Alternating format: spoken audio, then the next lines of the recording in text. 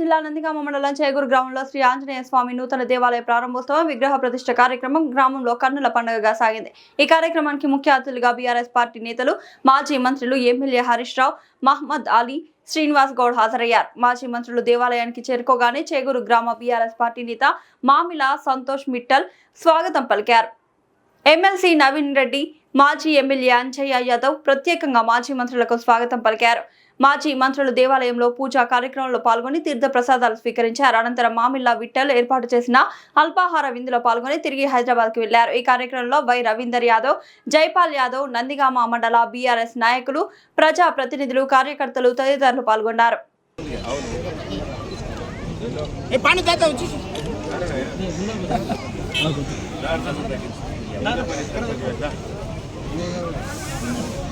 Terima